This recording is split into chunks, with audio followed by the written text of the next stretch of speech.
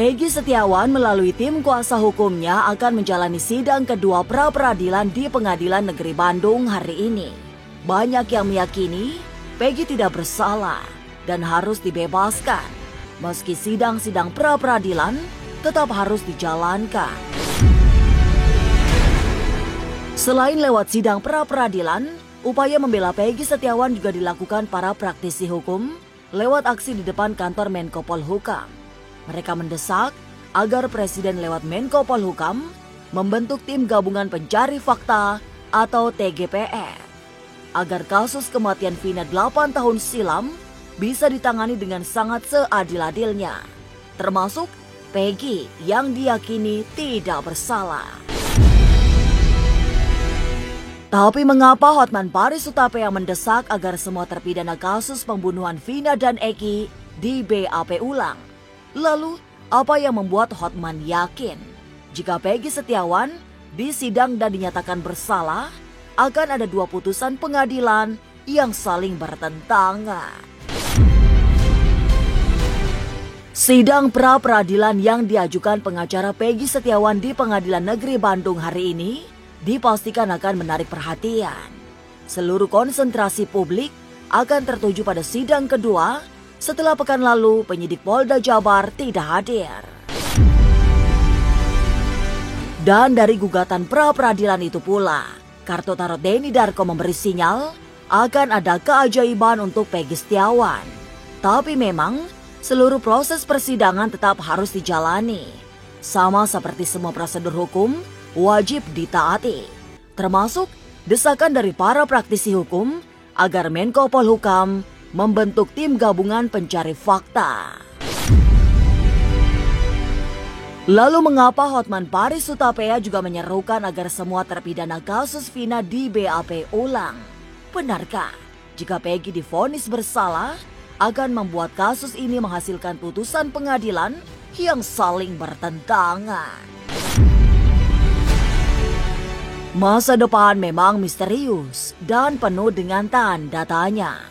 Tak usah menerka-nerka karena was-was akan menerawang kehidupan selebriti serta mengungkap asmara, karir dan peruntungan.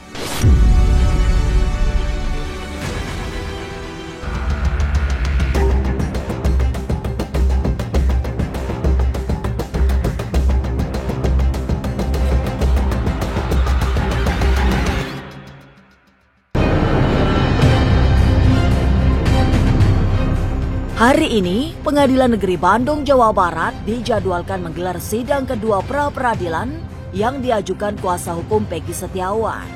Seperti diketahui, pekan lalu, sidang ditunda karena pihak penyidik Polda Jawa Barat tidak hadir.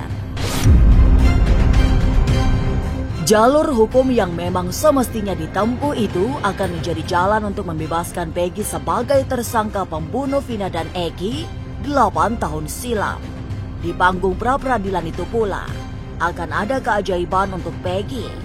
Lewat sinyal-sinyal yang diberikan kartu tarot, Denny Darko melihat kemungkinan itu. Meski semua harus menunggu hasil akhir dari persidangan. Haruslah dinyatakan tidak sah dan atau tidak mempunyai kekuatan hukum.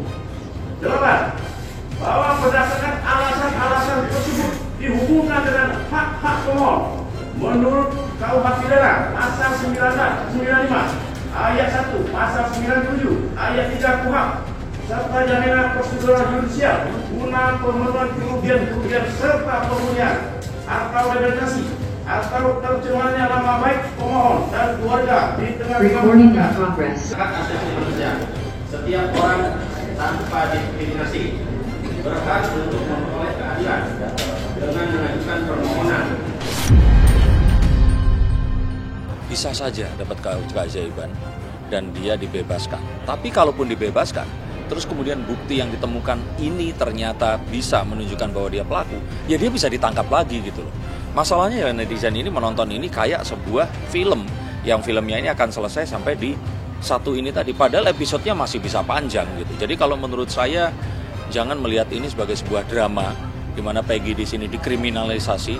Tetap yuk kita kedepankan hukum Dan kalau memang ini harus melalui pra-peradilan atau sidang utama, ya lakukan saja.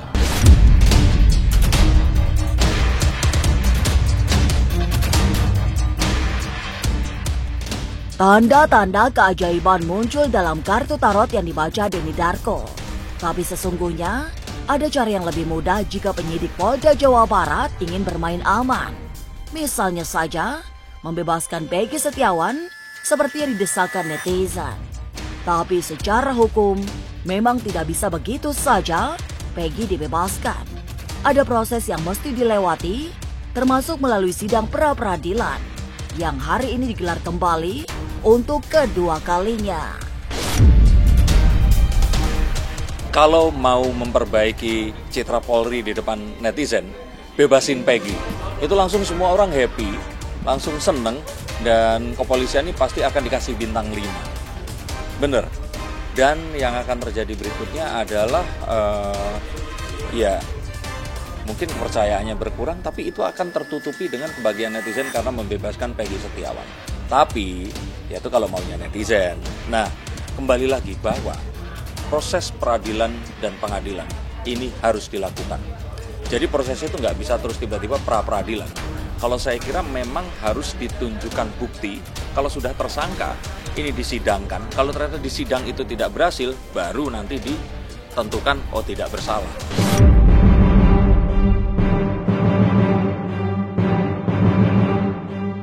Dalam kasus kematian Vina, perhatian publik tidak hanya tertuju pada Peggy Setiawan yang dijadikan tersangka satu-satunya. Karena sorotan juga ditujukan pada Ibtu Rudiana yang nyaris tak pernah berbicara.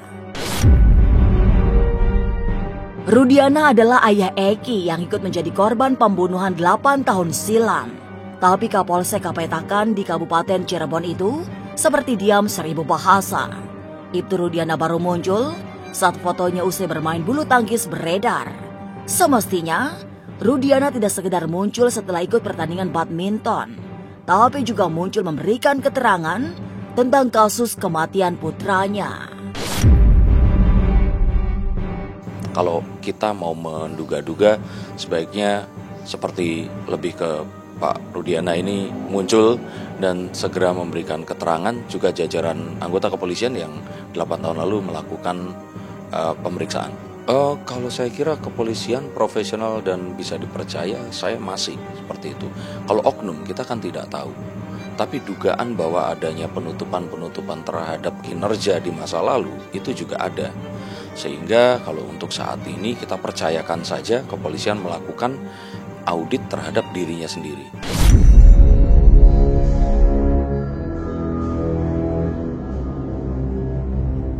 Meski sudah memasuki sidang kedua pra-peradilan, Denny Darko menganggap membebaskan Peggy Setiawan adalah jalan terbaik.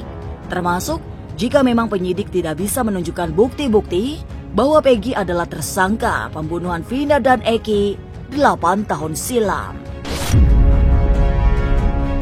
Saya masih meyakini demikian sampai bukti diajukan. Tapi kalau ternyata buktinya nanti berhasil dipatahkan, ya itu yang saya percaya. Mengapa? Karena Indonesia negara hukum. Kalaupun ternyata ini Peggy ini, kita katakan, anggap saja ya, kita duga ya, dia pelaku yang sebenarnya tapi buktinya tidak ada, ya dia harus dibebaskan, walaupun dia pelaku sebenarnya. Saya katakan sekali lagi, kalau dia pun itu adalah pelaku sebenarnya, ya walau alam ya, tapi ternyata tidak memiliki bukti untuk membuktikan kalau dia bersalah, dia harus dilepaskan. Karena Indonesia negara hukum. Pelaku kejahatan akan dibebaskan kalau ternyata tidak memiliki saksi bukti yang cukup untuk mempidanakan. Jadi kalau saya kira ini sudah kadung carut marut. Bahkan kalau saya ditanya, kalau ternyata tidak cukup bukti dan saksi, bebaskan aja semua. Biarkan saja itu pembunuhnya masih tetap berkeliaran. Lebih baik membebaskan 1000 orang yang bersalah daripada mempidanakan 1 orang yang tidak bersalah.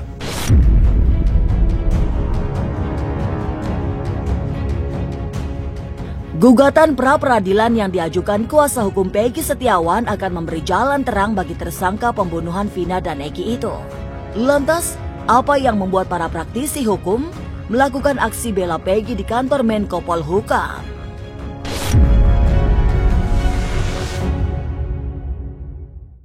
Halo semua, jangan lupa saksikan Was-Was jam 3 sore hanya di YouTube.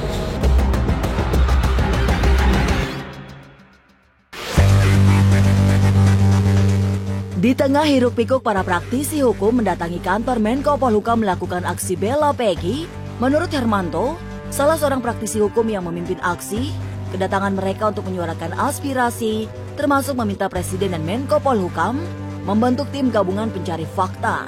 Sebab, kasus yang membuat Peggy Setiawan dijadikan tersangka sudah melibatkan banyak institusi, sehingga perlu tim gabungan untuk mengungkapnya.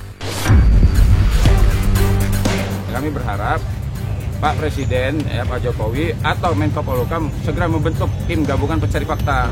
Nah, kenapa kok tim gabungan pencari fakta? Karena ini sudah melibatkan beberapa institusi, ya, ada kepolisian, kejaksaan, ya, kehakiman, terus juga Komnas HAM, nah, termasuk juga Kementerian Hukum dan HAM, ada lagi tambah lagi sekarang Kompolnas, kan? Ini kan kalau menurut kita ini kelihatannya mereka ini sedang sariawan semua. Nah, makanya kita minta dibentuk tim gabungan pencari fakta.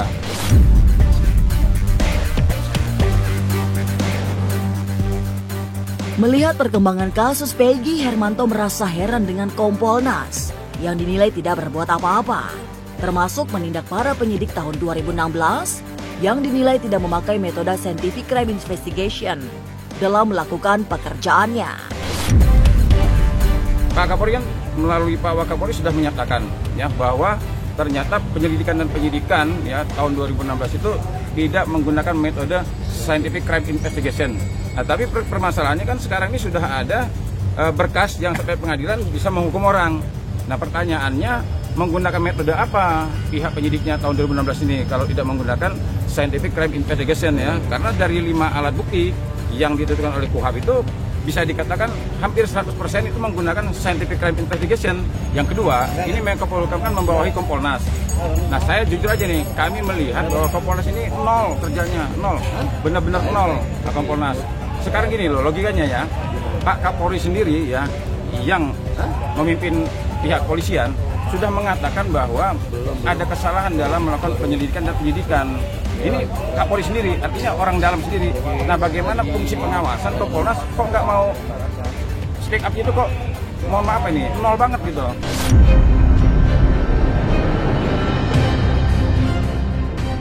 Lalu mengapa Hotman Paris Hutapea yang menjadi pengacara keluarga Vina meminta semua terpidana di BAP ulang?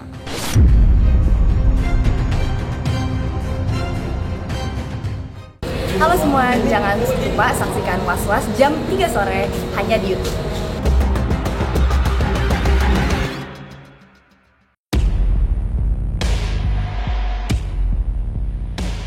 Kasus kematian Vina dan Eki 8 tahun silam memang semakin riuh rendah.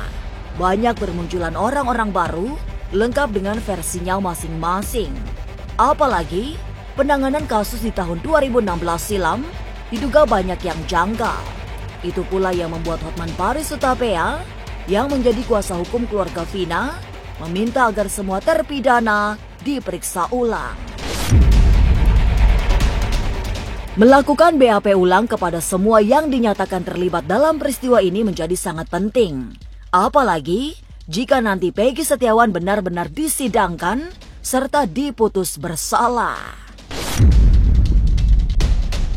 Karena kalau Peggy diadili dan kalau nanti Peggy dinyatakan bersalah, maka akan ada 2 putusan pengadilan yang bertentangan berdasarkan BAP yang berbeda. Tahun 2016 disebutkan pelakunya 11, tapi tahun 2024 di BAP disebutkan 2 dari 11 ini, yaitu yang DPO dinyatakan fiktif. Dan pertentangan kan? Pertentangan yang kedua tahun 2016 disebutkan bahwa Peggy ini adalah pelaku kata para saksi, tapi di BAP 2024 5 dari pelaku menyatakan bahwa Peggy bukan pelaku. Di tahun 2016 disebutkan tidak ada pelaku yang fiktif, tapi sekarang ada fiktif. Di tahun 2016 disebutkan 2 DPO inilah yang mengantarkan mayatnya ke flyover, ikut memerkosa, tapi 2024 disebutkan fiktif. Jadi kalau kasus Peggy diadili akan menimbulkan semakin buram, semakin pertentangan kasus. maka sebaiknya kejaksaan memerintahkan agar semua terpidana di BAP ulang oleh penyidik, tapi harus didampingi oleh tim pengacara dan juga LPSK agar para terpidana ini tidak merasa diintimidasi, agar yakin diri.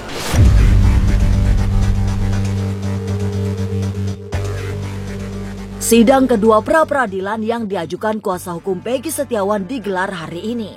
Banyak hal yang bakal terjadi hingga kasus kematian Vina dan Eki 8 tahun silam semakin menarik perhatian. Apalagi dukungan untuk Peggy juga terus mengalir sampai ia benar-benar dibebaskan. Karena banyak yang yakin Peggy tidak bersalah. Jadi kita tunggu saja. Pemirsa, saksikan terus Was-Was yang akan meneropong kehidupan sejumlah selebriti, tentunya hanya di YouTube channel. Dan pastikan untuk subscribe, share, komen, dan like. Karena Anda patut was-was sebelum menyaksikan Was-Was.